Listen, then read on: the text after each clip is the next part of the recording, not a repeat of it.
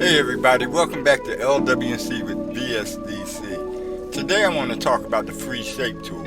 But before I get going into it, if you're not subscribed to the channel, you see that pretty lady down there in the corner? Just click on her lovely face and you'll be subscribed to the channel. Also, if you would, click on the notification bell so that when I post my next video, you'll be notified. Alright, now as I said, I'm going to talk about the free shape tool. This is the free shape tool right here. Yeah, this is an important tool in video editing because you can draw things on your canvas and use them in your project. You can use them for masks, you can use them for lettering or anything you want to draw. But what I want to show you today is how you can use it. We want to click on our add free shape over here in our objects toolbar and add a free shape. Now you see that there are several options down here, and we'll go through all of them at the end of our series, particularly this one here from gallery. Those are already preset shapes, and those can actually help you out learning about the free shapes. We're going to go ahead and we're going to add our free shape right here. So we're going to add our free shape. Alright, in our objects position settings window, we're going to leave those settings just like they are from cursive decision, add new layer, and we're going to click OK. Now when you're making a free shape, the first thing you want to do is add a point. Free shapes are made of different points. First point would be the starting point, the second point would be the next point, and so forth. But I said the first thing you want to do is make a point. So yes, you do want to make a point. And we left clicked on that on the canvas there and made a point. The second thing you want to do is you want to choose the type of path that you want to use. Now you see by default up here, it says Bezier curve. You have 3 of them up here. If you click that drop down arrow right there, click it and you have linear path, spline path, and Bezier curve. The spline path and Bezier curve is a little bit more complicated, and we're going to do those in separate videos. So this video here is going to be just about the linear path, which is the simpler one. So we're going to select our linear path, just left click on it. Alright.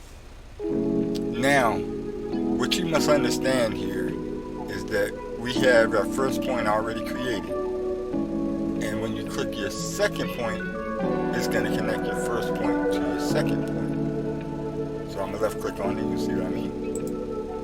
Alright, when you add your third point, it's going to connect the second point and the third point, and the third point is going to automatically connect to the first point.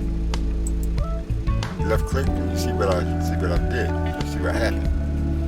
Now, when I add my fourth point, it's going to connect that last point that I made, and it's going to connect it to the first point. So if I put it over here, this point and the point that I put over here is going to be connected to the first point. Very simple. So I'm going to left click there and put a point there. This is what I want to show you.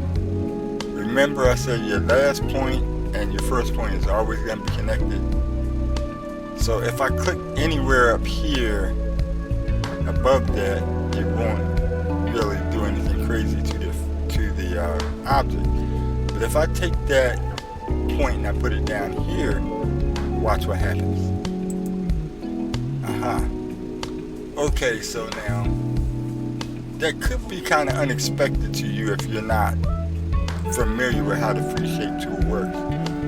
But let me show you something of it. If you actually do something like that, you can just go back and undo it, or you can move it someplace more appropriate or more to your liking. So we know that was the last point we added was 0.6. You can click on 0.6. You see what I have up here on the screen. That this one here, the last point highlighted, it turned into a square, and you see how the other ones are just round, but it turned into a square. You can left click it on it and drag it to a more appropriate spot to where you want it to be at. And you can do that with all of these points, even with the start point if you choose. If I come back over here and my start point is right there. You see how I turned it to a little square? You can left click on it and drag it where you want. Mind you, don't forget the last point that you clicked is always going to connect to that first point. It's going to connect to the last point, which is this one, and it's going to connect to the last point. Alright, now there's something else I want to show you here. Say for instance, if you're finished with this shape, with this particular shape, but you want another shape inside of this. So in other words, what I'm saying is you're putting another completely different free shape inside of another free shape. Well, then you can come over here to where it says insert point. You can come over here to where it says insert point, left click on that drop down arrow and hit start new shape. And when you click start new shape, it's going to start a whole nother shape over here. So you can make whatever kind of shape you want. I'm just going to make a square real quick. Left click on it, put the first point of it. Left click, put the second point of it. Left click over here, make another point. And like that. Okay, so you see how that works. Now the interesting thing about this, and this is something that's very important also, when you go to move this thing, all of it's going to move together because this is all one free shape.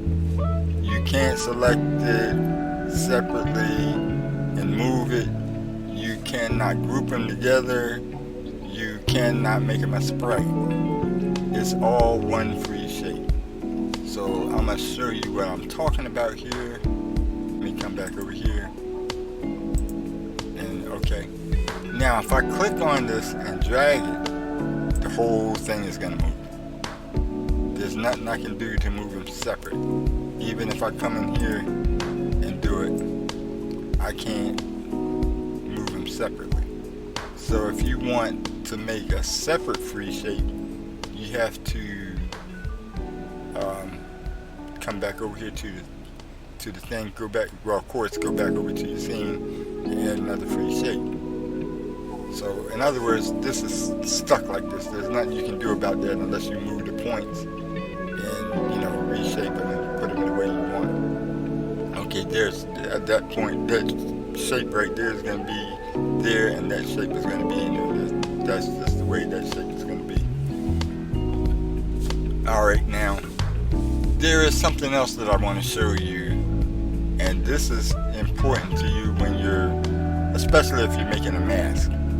Say for instance, if you make something and you want to try to cut out around it or something, well, you notice that when I did this, all of this white showed up in here. So if you're doing something like you're trying to mask over something and you're trying to see where you're going, this can be a hindrance. So let me go back. I'm just going to go back all the way. Alright, so all I have there is my first point.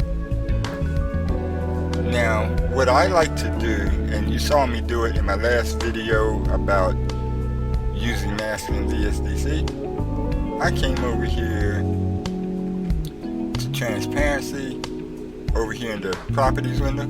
I came over here to transparency and I clicked yes. And what it's doing is changing the background, that fill, that white that I had, is changing it to transparent. And what I did down here was this fill background, that's the background that I was talking about. And click transparent down there.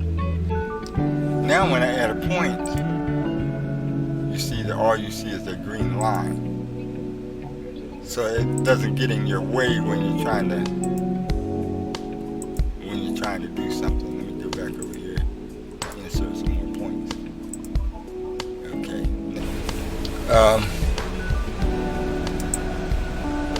Yeah.